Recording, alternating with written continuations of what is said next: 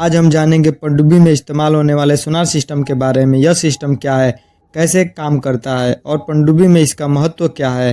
Sonar system पर्यावरण और समुद्र जीवन पर कुछ नकारात्मक प्रभाव डालते हैं। वीडियो को अंत तक जरूर देखें क्योंकि हम आपको विस्तार से बताएंगे कि यह सिस्टम कैसे दुनिया भर की नौसेनाओं के लिए महत्वपूर्ण भूमिका निभाता है। नमस्कार दोस्तों, मैं धर्मेंद्र मौर्य। चलिए शुरू करते हैं।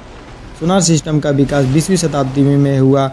द्वितीय विश्व युद्ध के दौरान इसकी ज़रूरत महसूस हुई जब दुश्मन पनडुब्बियां से बचाव और हमला करने के लिए इस तकनीकी का उपयोग शुरू हुआ। तब से लेकर आज तक सोनार सिस्टम में काफ़ी तकनीकी सुधार हुए हैं।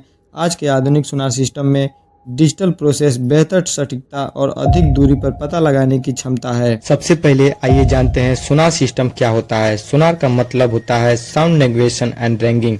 यह एक ऐसी तकनीकी है जिसमें ध्वनि तरंगों का उपयोग करके पानी के भीतर वस्तुओं का पता लगाया जाता है। इसे दो मुख्य भागों में बांटा जा सकता है, एक्टिव सोनार और पैसिव सोनार। एक्टिव सोनार में पनडुब्बी ध्वनि तरंगे उत्पन्न करती हैं। जब ये तरंगे किसी वस्तु से टकराकर वापस आती हैं तो इन्हें रिसीवर द्वारा रिकॉर्ड किया जाता है। इस प्रक्रिया से पनडुब्बी को यह पता चल जाता है कि सामने कोई वस्तु है और वह कितनी दूरी पर है। अब बात करते हैं पैसिव सोनार। दूसरी ओर पैसिव सोनार में केवल पानी के भीतर से आ रही ध्वनि तरंगों को सुनकर जानकारी प्राप्त की जाती है। इसमें पनडुब्बी खुद में कोई ध्वनि नहीं उत्पन्न करती, बल्कि अन्य जहाजों और पनडुब्बियों की ध्वनि को सुनने पर निर्भर होती है। यह पनडुब्बियों को दुश्मन से छिपे रहने में मदद करता है। सोनार सिस्टम का निर्माण एक जटिल और तकनीकी प्रक्रिया में इसमें कई प्रमुख घटक होते हैं और इसे आधुनिक तकनीकी का उपयोग करके तैयार किया जाता है। किसी भी सोनार सिस्टम के निर्माण से पहले इसका डिजाइन तैयार किया जाता है। इंजीनियर यह सुनिश्चित करते हैं कि सिस्टम का उद्देश्य क्या होगा। पनडुब्बी की खोज समुद्री सर्वेक्षण, मछली पकड़ना और अन्य उद्देश्यों के लिए किया गया।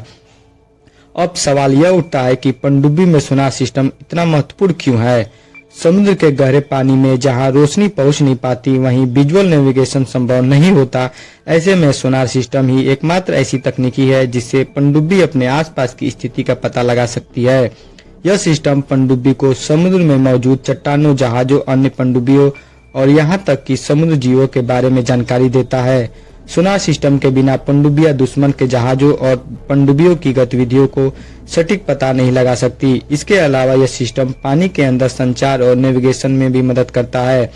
आधुनिक पनडुब्बी में तो सोनार की मदद से टोहा अभियान चलाए जाते हैं और खतरनाक इलाकों में कई सारे मिलिट्री ऑपरेशन किए जाते हैं। भारत समेत कई देशों में नौसेनाएं अपनी पनडुब्बी में आधुनिक सोनार सिस्टम का इस्तेमाल करती है। उदाहरण के लिए INS अरिहंत जैसी पनडुब्बियों में उन्नत सोनार तकनीकी का उपयोग किया जाता है। ये सिस्टम न केवल दुश्मनों की हरकत का पता लगाते हैं बल्कि उन्हें चकमा देने के लिए अपनी रणनीति को सुरक्षित रखने में भी मददगार होते हैं।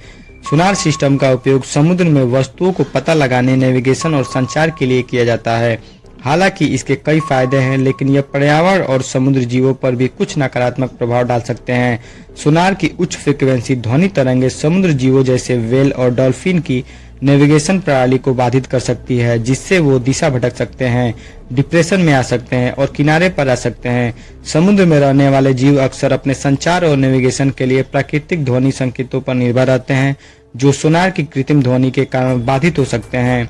सोनार तकनीकी से उत्पन्न ध्वनि तरंगे समुद्र इकोसिस्टम पर प्रभावित कर सकते हैं, विशेष रूप से उन क्षेत्रों में जहां ध्वनि तरंगे बार बार उपयोग होता है। समुद्र में काम करने वाले नाविकों को लंबे समय तक उच्च तीव्रता वाले सोनार तरंगों के संपर्क में रहने से स्वास्थ्य संबंधी समस्याओं का सामना करना पड़ता है, जैसे कि सुनने की परेशानी और थकान। तो दोस्तों, यह था पनडुब्बी में सोनार सिस्टम के बारे में। उम्मीद है आपको यह जानकारी पसंद आई होगी और आपने कुछ नया सीखा होगा। यदि आपको यह वीडियो अच्छा लगा हो तो लाइक करें, शेयर करें और चैनल को सब्सक्राइब करना न भूलें। अगली बार हम एक और रोचक विषय में बात करेंगे। तब तक के लिए नमस्कार।